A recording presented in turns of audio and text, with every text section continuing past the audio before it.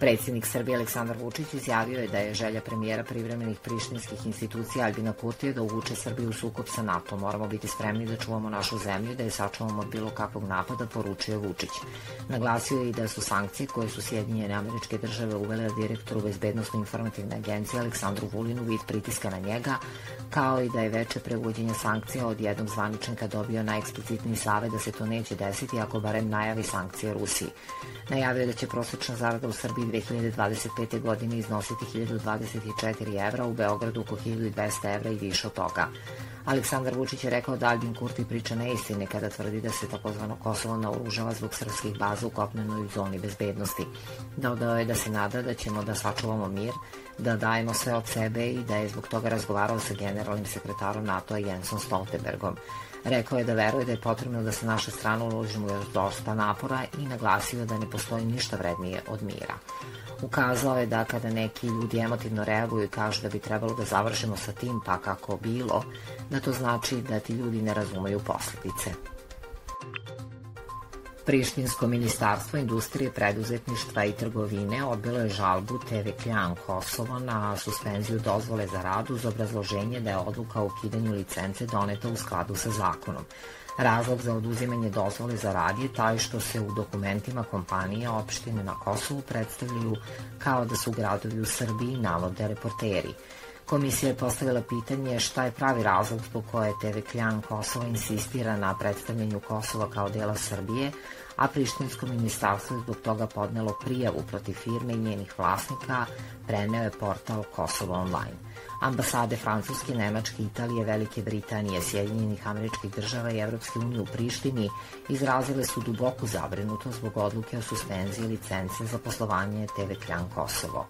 To je saopštio ambasador Evropske unije u Prištini Tomaš Suniog, navodeći da je oduzimanje licence nesrazmerna odluka koja će imati reperkusije na medijski pluralizam na Kosovu. Poslednji julski vikend znači intenzivniji saobraćaj i veće gužve na naplatnim rampama i na graničnim prelazima. Putnička motorna vozila na graničnom prelazu Horgoš na ulazu u zemlju čekaju 1 sat, na Gostunu 45 minuta, a na Batrovcima i Šidu pola sata, saopštio jutros Automoto Savez Srbije. Prema informacijama Uprave granične policije, na ulazu iz zemlje putnička vozila na Horgošu čekaju 1 sat, a na Gostunu pola sata. Na teretnim terminalima naših graničnih prelaza nema zadržavanja vozila, dodaje se u saopštenju. Što se tiče Preševa, već je gužva na izlazu iz zemlje, gde se čeka u proseku 80 minuta, a otvoreno je 8 traka, od toga 2 za autobuse. Maksimalno su angažovani službenici na graničnom prelazu. Konstantan je priliv vozila u toku noći za 12 sati, prelaz je prešlo oko 30.000 putnika, a od toga 22.000 putnika je izašlo iz zemlje ka Grčkoj i Severnoj Makedoniji. Postoji još jedan alternativni prelaz, Prohod Pčinjski, gde nema zadržavanja. Taj prelaz tokom vikenda pređe oko 2000 putnika. Na Batrovcima na izlazu gužve nema. Na ulazu u našu zemlju čeka se 30 minuta, ali se mora računati i na vreme u koloni na izlazu iz Hrvatske.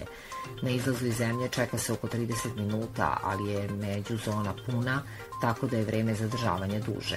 Kako su nam rekli, oni ne očekuju veće zadržavanje u toku dana. Čekanja ima i na Gradini. Na izlazu iz zemlje čeka se sat vremena, a na ulazu pola sata. U poslednja 24 sata granični prelaz Gradina prešlo je 50.000 putnika. Očekuje se da će tokom dana zadržavanja biti i duža. Vaterpolisti Srbije nisu uspeli da osvoje bronzanu medalju na svetskom prvenstvu u Fukuoki. Rival Španija bila je bolja ekipa i zasluženo trijumfovala u meču za 3. mesto sa 9:6. Vaterpolisti Španije osvojili su bronzanu medalju na svetskom prvenstvu u Japanu, Srbija je zauzela 4. mesto. Španija je na početku duela postavila visok ritam igre koji su vaterpolisti Srbije uspešno pratili u prvoj četvrtini. Utakmica je bila izjednačena i rezultatski, ali i igrački. Dobro je funkcionisala igra u napadu, Strahinja Rašović je predvodio Delfine. Prva četvrtina završena je nerešeno 3:3. Nastavak meča doneo je nova uzbuđenja, ali Srbija nije preuzimala vođstvo na meču, iako je bilo prilike da se rezultatski napravi pomak.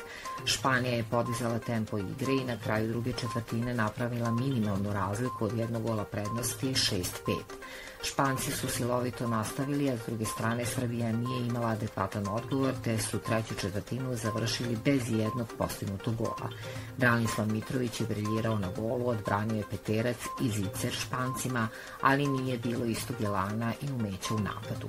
Srbija je posljednju deonicu meča započela kao i prethodnu, u istom ritmu, nije bilo pomaka, iako je selektor zahtevao sigurniju igru s igračem više i veću odgovornost krilnih vaterpolista.